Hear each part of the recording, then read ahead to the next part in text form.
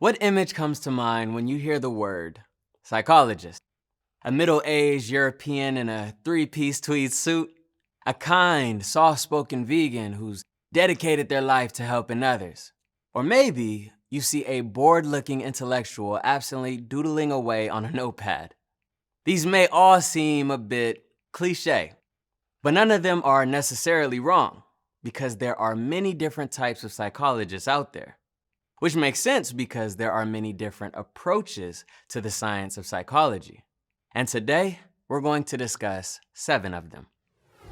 The biological approach focuses on the actual physical structures of the person in question. After all, thoughts, emotions, and behaviors all originate in the brain. This approach to psychology relies on the scientific study of the brain and nervous system, also known as neuroscience. Think about how you might blush when you're embarrassed, or how you can sweat right through a thick shirt if you're nervous. Those cheeks grow red and those underarms pour because the brain tells them to. The behavioral approach, on the other hand, studies the observable behavior a subject exhibits. These psychologists, also known as behaviorists, don't study the physical brain or even the thoughts and feelings of a patient. They believe that only the actual visible behavior matters. Behaviorists such as John B. Watson and B.F. Skinner dominated the industry for the first half of the 20th century. See, Skinner believed that the science of psychology should focus exclusively on what people do, and believed that rewards and punishments determined human behavior. Okay, this one goes back to one of those cliche images that we started with, because the psychodynamic approach was founded by none other than Sigmund Freud, arguably the most famous psychologist of all time. See, Freud believed that early relationships with parents shape an individual's personality. Practitioners of the psychodynamic approach perform psychoanalysis, delving into a person's unconscious mind in the hopes of resolving inner conflict. Freud famously believed that there are aggressive impulses, often intertwined with sexual desires, that lay deep in our unconscious mind. These impulses are at the root of the way that we think and feel, and must be addressed in order to change our behavior.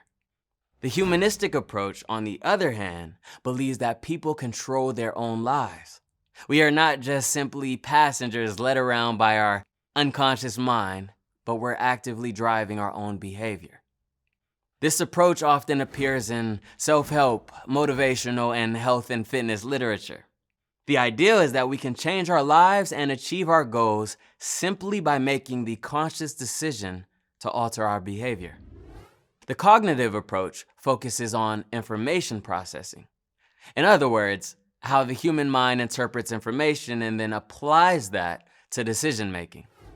This approach is focused on questions such as, how do we solve math problems, and how do we use our imagination to plan for the future?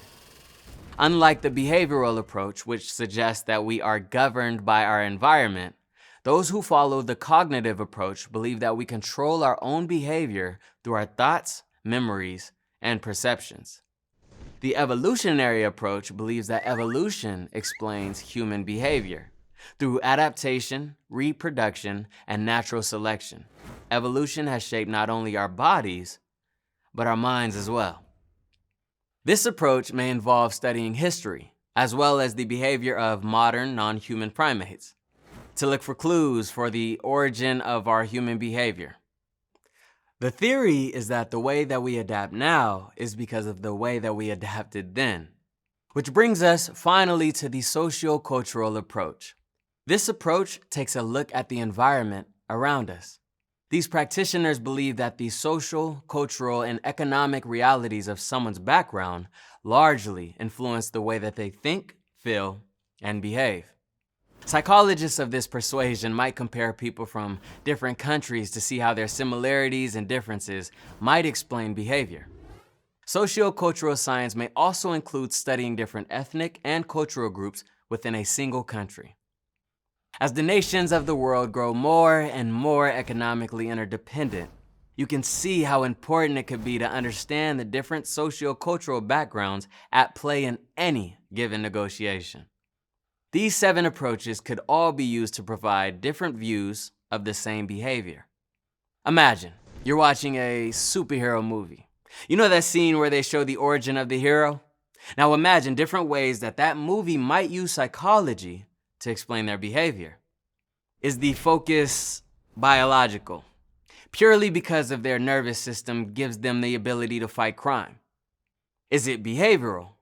They stopped the burglar once by accident and now continue to fight crime? Psychodynamic. Are they driven by an unconscious need to right a wrong from their tragic childhood?